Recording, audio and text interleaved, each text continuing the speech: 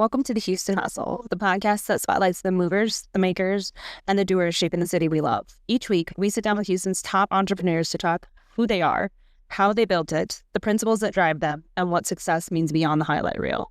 This is real hustle, real stories, real Houston. Okay. Welcome to the Houston Hustle. I'm Dr. Paige Ward. And I'm Dr. Charlie Ward. And today we have our guest, Brent Villareal with NearMintPlus. So Brent, tell everyone who you are and what you do. Who I am. I do comics. Crisis. Yeah, I do comics. Okay. I do comics.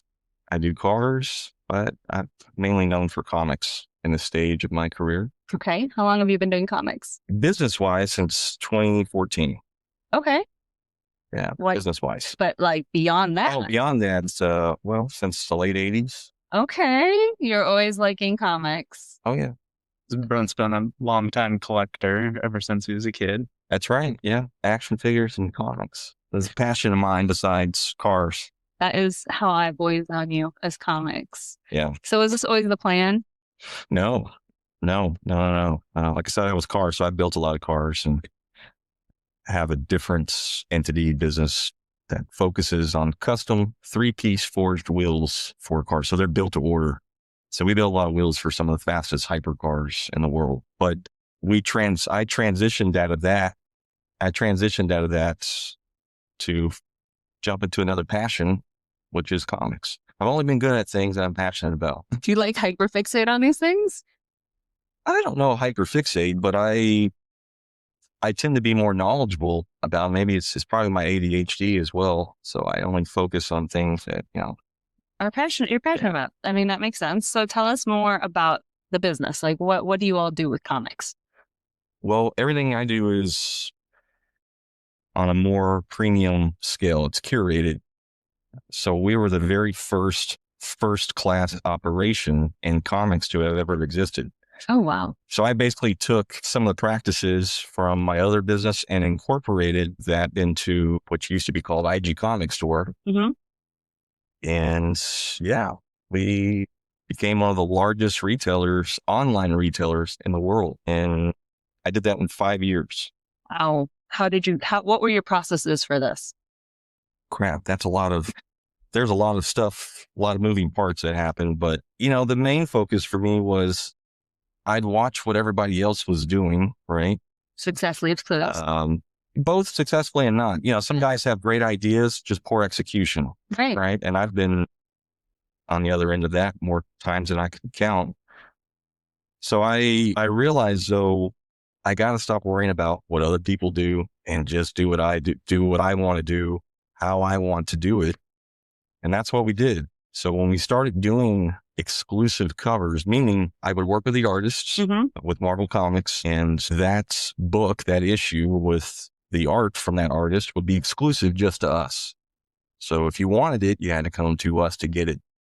And there was a lot of different stipulations. So I don't know if you want me to break all that down, but The stipulation. it's a lot to unpack. Okay. Well, so to do such a thing like this, to embark on such an endeavor with Marvel Comics, it is a big financial undertaking. They require you to buy 3,000 books if you want to do if you're just doing a trade dress. And then if you want to do what's called a version cover, which means there's no text on the book, it's just basically the art. You have to buy 1,000 copies. We're talking 4,000 copies, which is just a lot. I've yet to see anybody sell that many books, any big retailers. So what I would do is pick out the best copies and limit them to 600 copies, 500 copies. And so I went through a lot doing that, because a lot of guys would be like, "Oh, you're lying about the print run. They made you buy 3,000. And I caught a lot of different backlash from a lot of other entities that saw what I was doing and saw the success of what I was doing, and, tried to spin it on me to make it look like, I'm being dishonest. But I had COAs, and I did a lot of live videos to show like unboxings and stuff. You remember that, right? Yep. A lot of live unboxings. Why I did what I did, to show that when we get these cases in, not all these books are mint. They're not, some of them are trash, and nobody wants to pay, premium money for a product that's not premium. But that's what a lot of retailers do. They'll charge $50 a book and it'll be creased up, and some guys don't care. But that's why I exist, for the guys that do care. Yeah, and I care.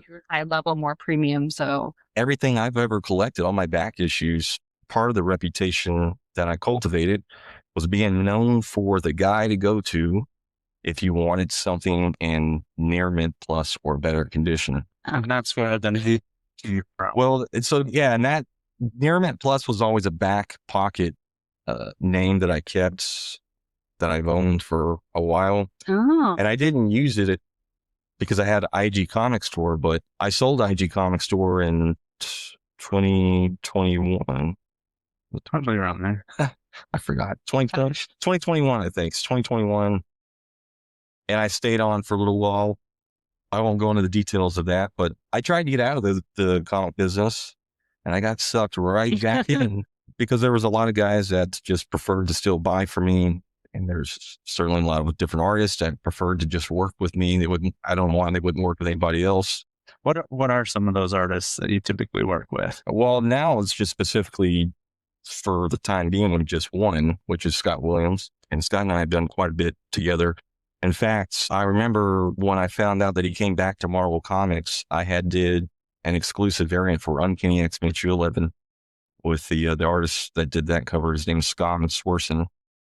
And they had a variant cover for that Scott did, but there was no image on Diamond's website. And Diamond was the distributor at that time, Diamond Comics. I think they were out of business now, went bankrupt, something happened with that. But they would have pictures of everything that what retailers could order. There was no pictures, and all it said was Williams variant. And, these investments, I said that, they were big endeavors. You're talking 15 to 20 grand per exclusive to do. And just mind you, I have done over 110 exclusives. So it's definitely not, you can't be weak in the stomach if you take a hit. You gotta be willing to invest and just go out on that limb. Exactly. So, but I didn't go all in on that ratio variance, because his was a 1-in-50 ratio variant. I know I'm saying some stuff that means nothing to a lot of people, but basically it means to get that book, a retailer would have to buy 50 copies to get one copy of that book. But because I was buying 3,000, they let me use that as I could buy, that'd be like 120 copies I could have got. I think I got like 50 of them, because I just didn't want to take a chance. Yeah. And a lot of retailers actually underordered that book. That, if what I'm talking about, it's got Cyclops Wolverine on the cover. Yep. I'll send you a picture in case you want to cut that in. But when I saw it, I was like, whoa, that kind of looks like Jim Lee. The art looks amazing. And I was staring at it. And my son at that time, Nick, you met Nick. He was living with me. He had just started living with me at that time. And he noticed the signature on it, said Williams, and the old X-Men 1 gatefold, one of the most iconic X-Men covers ever produced in the 90s. The highest selling one is the only book that's ever sold over 10 million copies. Oh, goodness. Yeah, that'll never happen again, ever. That was a very special time in comics. You got Todd McFarlane and Jim Lee, but nobody really knew Scott Williams in terms of doing covers. He's been an inker, and he's been Jim's inker. I say Jim's inker. He's done some other stuff, but primarily, he's inks everything for Jim. Well, when Nick noticed the signatures were the same, I was like, holy crap, he's back. Because he's been with DC Comics. Oh, okay. Yeah, Jim Lee is the CEO of DC Comics. And a lot of guys have probably heard of that name, Jim Lee. And so I know I'm not seeing anything that somebody wouldn't recognize. This is a name people hear, because you even see his names in the movies, Jim Lee. I think the Stanley. Well, are they related? No. No. I don't know. What are the odds that they would both have like Lee as Lee, and then like a quick, easy first name? That's true. But there are several videos back in the 90s that Stan did with Jim. Oh, really? Oh, yeah. I mean, Jim was incredible, way ahead of his time. Just his line work, pencil work was tight. And Stan kind of mentored him a little bit. So he was enthralled with all the guys that were in Rob Liefeld and McFarlane, Eric Larson, all those guys, Will Spartasio. Scott, I remember seeing the book when I got everything in, we got the shipment in from Diamond. I remember seeing it and just being like, dang, I wish we would have ordered more. Because we sold every one of them, and it's a very sought after book now. And because the print run on that was extremely low, not a lot of retailers ordered it. And that's when I had the thought of, you know what? No one knows this dude is back at Marvel. I'm going to hit him up. And at that time, I had already been gaining steam on Instagram, and, you didn't have to pay for ads and worry about algorithms changing and stuff. I was already at like 20,000+ followers. And I did that organically, built that all organically. Wow. And when I reached out to Scott, he reached right back. He responded right away. And I remember asking him, years later, like, why did you respond? And he's like, yeah, a lot of followers, man. So you seem like you were legit. So I was like, yeah, that's fair. And yeah, I get all kinds of DMs too, still. Necessarily respond to everybody. Depends on what the question is, of course. Sometimes you get some weird stuff. And I know he gets a lot of weird stuff because I've seen it. But I asked him what he wanted to do. Like, have you ever done a store exclusive? Would you ever want to? Yes. And who do you want to draw? Like, who would you want to draw? And Scott loves John Buscema, one of the legendary artists known for Silver Surfer, Thor. John Buscema is incredible. Him and his brother Sal Buscema. Scott owns a lot of original artwork, and John Buscema's stuff, it's in the hundreds of thousands of dollars for wow. pieces. Yeah, he owns, and Scott owns a lot of it. That and Neil Adams. But I asked him, what do you want to do? He said Silver Surfer, and that was our first cover, was that Silver Surfer Black issue 1, which, by the way, that book now, just a raw copy, even if you can find one, it's a $200 to $300 book. So that's why I also limited everything I did. I knew that years later, these books you wouldn't be able to find. And when stuff like that pops up on the market, people want it. They want it, and they're willing to pay top dollar for it as well. So yeah, who's laughing now? Not playing. So yeah, that was kind of just, in a nutshell. I don't know if I'm on the path of. No, it's good. I like hearing. I was going to ask you like how you had met Scott Williams, and so that was. So the first time I met him, and this was, I was always doing weird, just completely out of the box stuff again. And, I'm creating my own world. I'm watching what everybody else is doing. I've got my own ideas and thoughts, and I love to create. So I came up with a comics and beers event, and I did that in Miami at J. Wakefield Brewing. And that's when we did the 3-piece connecting set of Marvel Comics 1000, 1001, and Powers of X issue 2. Which paid homage to Jim and Scott's iconic cover to X-Men 1.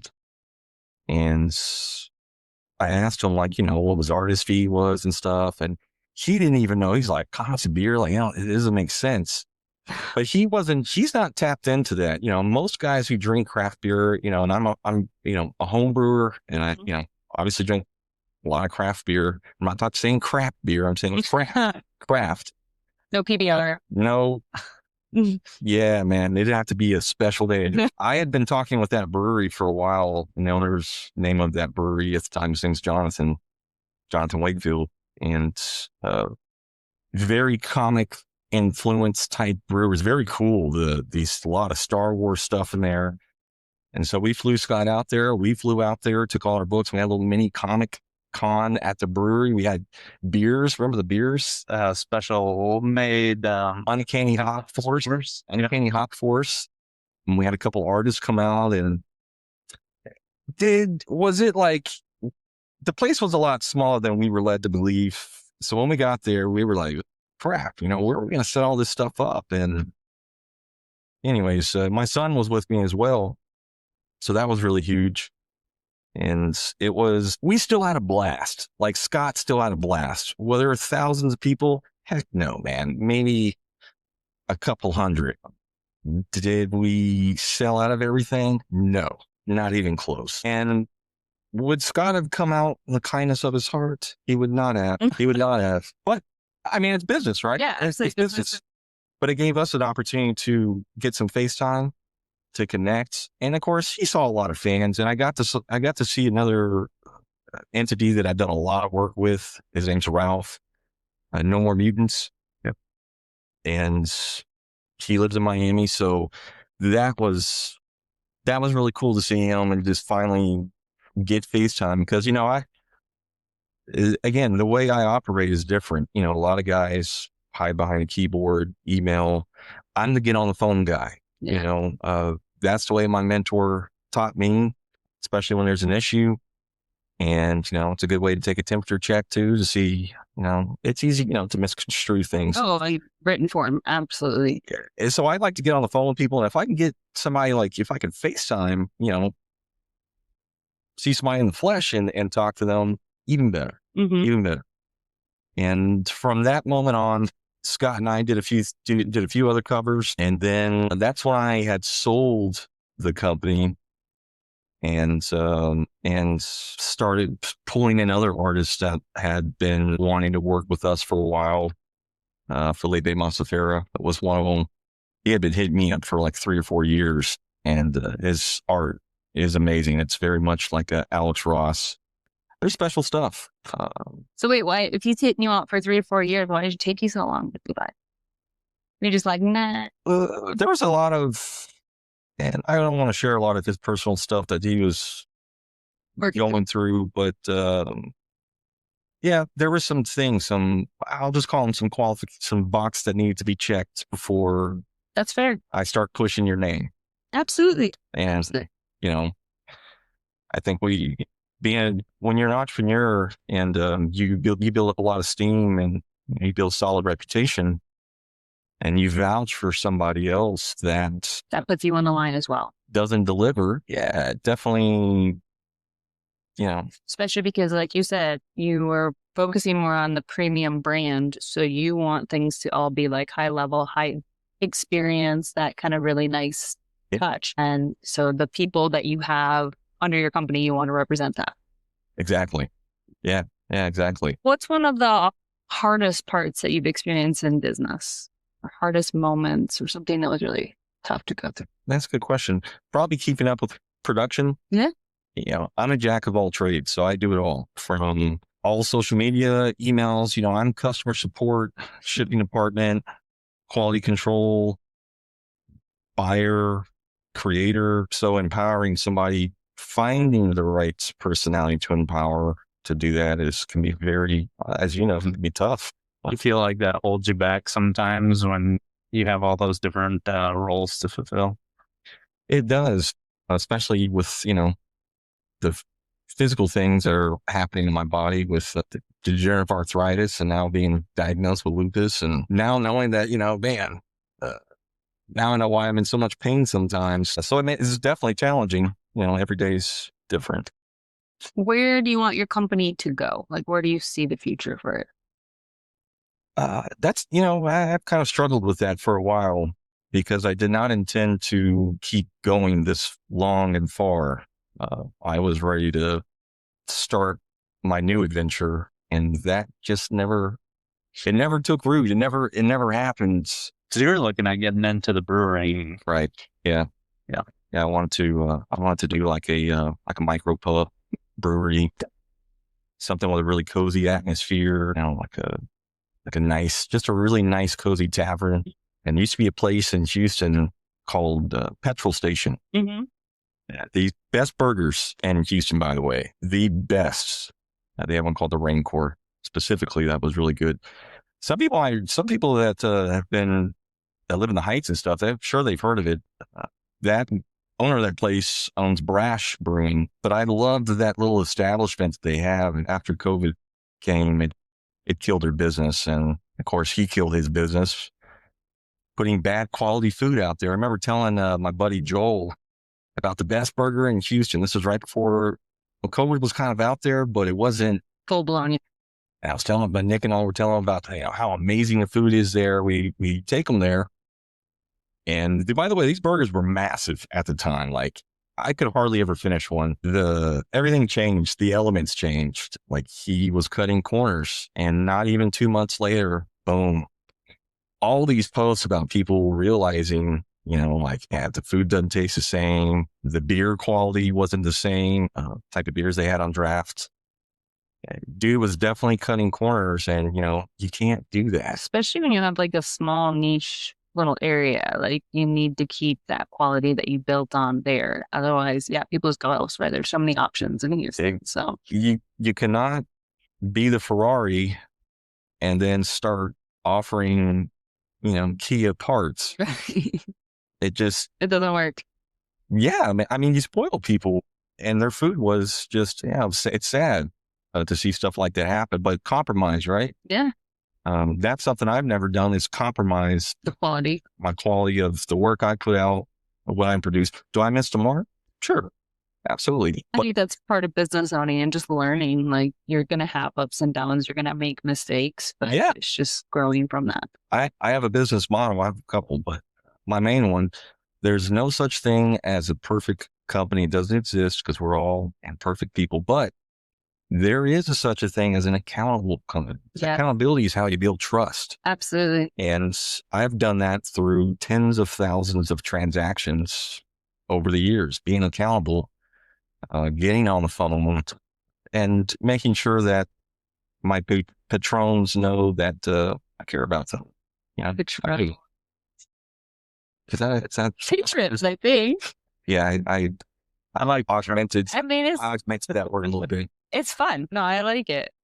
So you didn't like really get around. You're not quite sure where you wanted to go in the future then, because you weren't expecting to come back in, but now you're back in comics. Yeah, I never really went away, I guess. Yeah, I'm still here. Oh, this may be my last year. That's why I'm doing a lot of different shows this year. Going to be doing more exclusives this year that we have lined up. And I still don't know, I've already built the platform. I'd love for somebody to, at some point, to be able to hand the baton over, so to speak, because I've helped a lot of businesses out too, and I don't charge them anything. It's free advice for my own lessons, hard lessons that I've had to learn. And a lot of these guys have taken it and have succeeded, which is good for them. So do you still enjoy it? I do. Yeah, I do. I have fun with it. I think I probably have more fun. I get more joy of seeing other people light up. Yeah. Versus myself. If I could have my way, though, I would probably go back to the automotive industry, but I don't think that's in the pipeline for me. I just, certain things happen and you kind of miss, everything's timing, right? Right. And I've missed certain moments that I'm going to be 44 in like a week or so from now. So I can't go through these build-up phases of you can putting 10 years to build up. Let me say this. I can't, I don't want to. There's the difference. Because I've been entrepreneur. What you don't know is I've been entrepreneuring since 2005. Yeah. I put on the Houston Beer Fest, which was a huge success and disaster at the same time, because we had ran out of beer at like 5 p.m. Mm-hmm. And there's a lot of pissed off people, guys I was working with, which I don't mind putting them on blast still. I won't mention names, but they were greedy and kept letting people in. We got 30,000 plus people in front. It was downtown in front of City Hall. Okay. So if anybody's watching this and knows what I'm talking about, Houston Wine Fest, Houston Beer Fest. That's where so I was responsible for getting the people there. That was my partnership. That was my goal, my job. And that's what I did. That's actually how I got into craft beer, though. Learned about brewing and stuff and started drinking different beer. And, if I could do anything, it'd probably do something with cooking. I'm just not willing to hustle that hard, though, to make $1, but I love to cook. I love to cook for other people. And I think I've gotten pretty good. That's one thing I'll brag about. I'm pretty good at cooking. Well, that's good. It's a good life skill. I can make a steak just as good as Perry's, if not better. Nice. You can hold me to that. You're looking at me like, I'm not talking. Yeah. Hence. Okay, so I have to ask, because you brought it up. Oh. What are some of these weird things people have asked you in your DMs? Oh gosh. I don't even know where to begin. I've had people try to convince me to buy their collections. I've been asked a lot of weird things, and I'm trying to figure out what's the weirdest one. I'm just not known for certain things like Pokemon. Right. It's another one. Beanie Babies. They want you to buy their Beanie Baby collections. And I remember I remember giving this guy a little bit of time, and it was really his wife. I remember giving him some time on the phone, and she, showing me everything. Thousands of them, and they wanted like 15 grand or something they were still buying into that belief that your babies were going to be worth. And they were really mad that I didn't buy it. And after that, like, it became like this, like, I had to block them eventually. And it's, nuts. I know. That was probably and that stuff like that has happened before as well, where people just get offended. And that's why, and I don't get on the phone with these people. Yeah, you gave us time. You didn't need to do that. They said, I wasted their time. And I was just like, you contacted me. I took time to reach out and contact you. And it just, look, man, like, I gave him tips on how to sell, what he could do, outlets. And I even tried to, if I have resources that I can share with somebody, I'll do it. I like to give. If I have something I can provide and I can just give it to you, you don't have to go find it. I'll give it to you. If I feel like you can do something with it. And of course, I don't know anybody that deals with Beanie Babies. So, sorry, Chuck, but you suck. Chuck sucks. Yeah. What would you say your biggest or most successful cover has been so far? Most successful exclusive in terms of, I don't know, that could be measured out in different ways. Which one are you most proud of? Gosh, there's a lot of them. Silver Surfer Black issue 1 is special to me because that was the first cover that I did with Scott. And that was the bridge to build our working relationship that we have now, which turned into a friendship. And because I care about him as a friend, not just as a business partner, but, I generally care about his well-being, his health, everything, mental state. But yeah, I'd say that one and the What If Peter Parker Became the Punisher, which was a homage cover painted by Joe Jusko, which paid homage to Mike Zeck's Punisher magazine, issue number 1. That's another $200 to $300 book that you can find somewhere on eBay. Well, maybe you can find it. It's only 600 copies of that. But yeah, I'd say those two. So I'm measuring success of the value of when I did those books. They were $50. I think $50 is what we charged for them at the time and what they're worth now. So they held their value, if not increased. Well, they've quadrupled in value. And a lot of the books I've done that. There's probably about 4 books that I've gained a little bit, but not as much as everything else.